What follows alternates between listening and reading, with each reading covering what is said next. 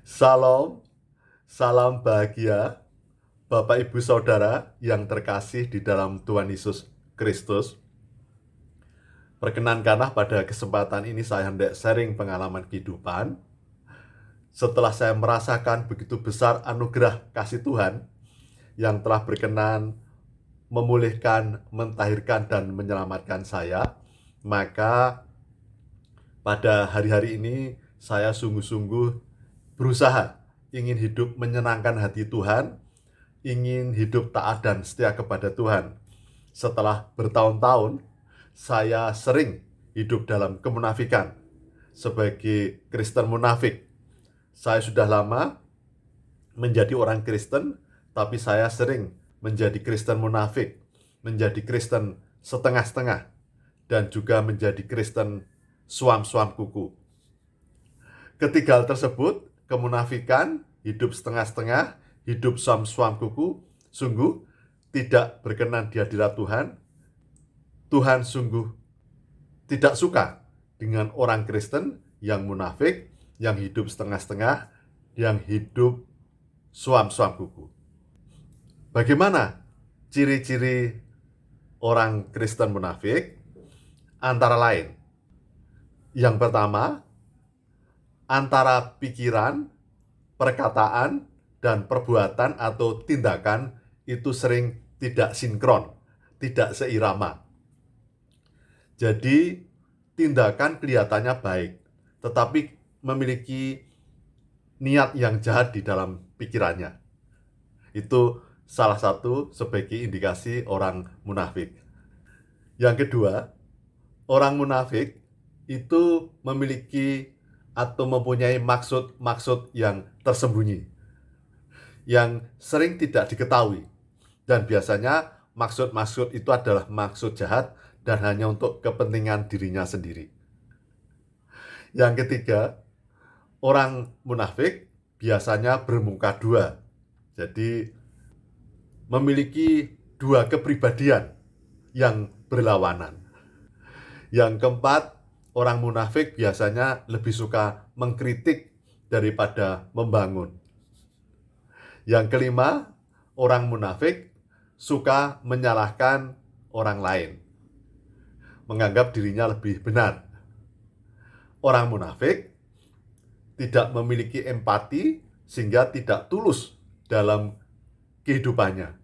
Apa yang dilakukan sering tidak tulus, tidak berempati, tidak memiliki hati. Dan karena munafik berarti orang munafik juga suka berbohong. Jadi kebohongan bukan sesuatu yang menjadi masalah bagi orang munafik. Orang munafik juga senang pura-pura, jadi tidak apa adanya.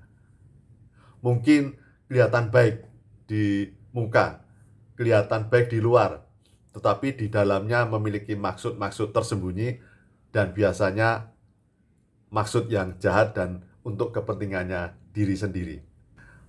Orang munafik juga pandai bersandiwara.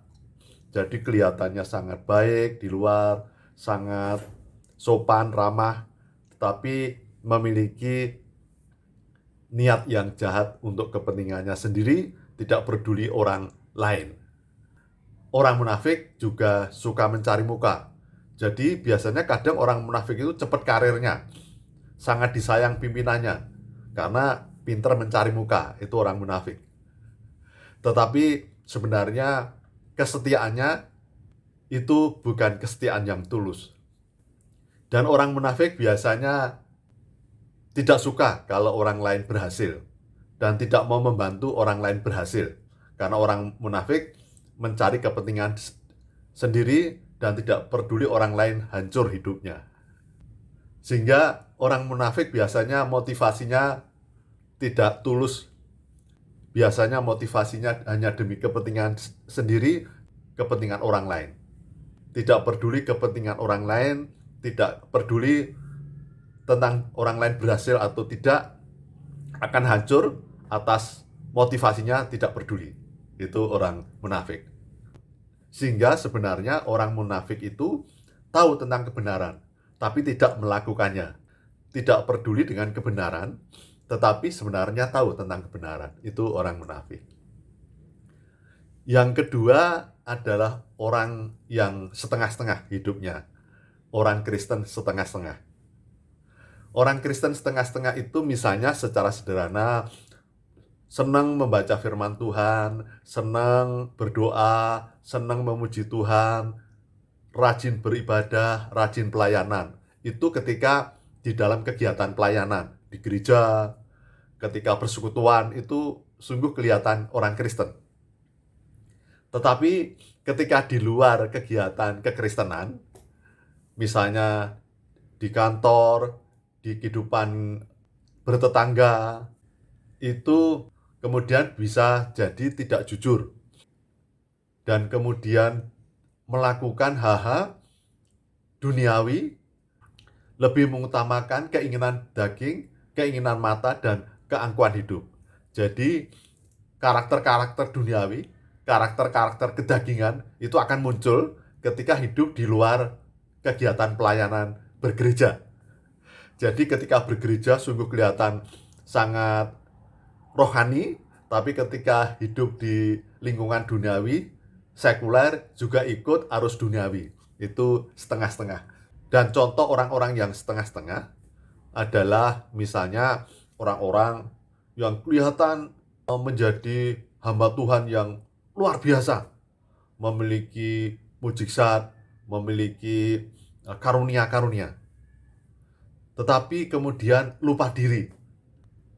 Orang yang setengah-setengah ini hidupnya seperti rohania, menjadi hamba Tuhan yang luar biasa, tetapi hanya untuk kepentingan diri sendiri.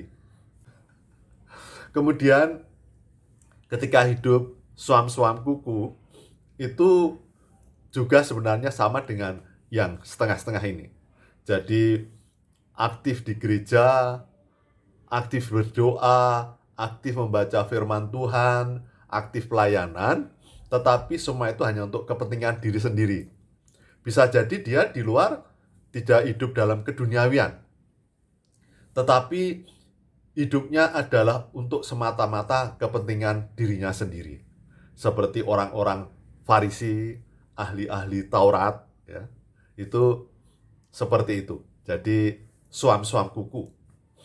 Jadi hidupnya kelihatan baik, tetapi seperti kubur, seperti makam yang nisannya bagus, di luar indah, tapi di dalamnya penuh dengan kekotoran. Maka mengapa Tuhan tidak berkenan dengan karakter kemunafikan, dengan hidup Kristen yang setengah-setengah, juga hidup Kristen yang suam-suam kuku. Dan itu pernah saya alami, saudara-saudaraku. Maka Tuhan sungguh menjewer saya, dan saat ini saya sungguh-sungguh mohon ampun kepada Tuhan, dan saya sungguh-sungguh bertobat, karena ternyata Tuhan sungguh-sungguh tidak berkenan, saudara-saudaraku. Jadi marilah saudara-saudaraku, saya berpesan kepada saudara-saudaraku dan saya sendiri yang pernah mengalami hidup dalam kemunafikan, hidup setengah-setengah, hidup suam-suam kuku, ternyata hidup saya tidak menjadi damai, tenang, bahagia, dan akan dimuntahkan oleh Tuhan, akan diusir oleh Tuhan dan tidak diterima oleh Tuhan. Maka marilah kita sungguh-sungguh hidup tulus, taat dan setia kepada Tuhan. Karena dengan hidup tulus, taat dan setia, rendah hati, dan hidup ini adalah demi kemuliaan nama Tuhan semata. Tidak ada yang lebih penting daripada Tuhan. Jadi Tuhan yang utama, yang terutama, yang pertama. Yang lainnya adalah semuanya sampah dibandingkan dengan Tuhan. Kekayaan, kepopularitasan, kedudukan, jabatan, uang yang berlimpah-limpah, itu tidak sebanding dengan kemuliaan Tuhan. Jadi Tuhan yang harus menjadi nomor satu, yang pertama dan terutama dalam hidup kita. Demikian yang dapat saya sampaikan. Salam, salam bahagia, Tuhan memberkati.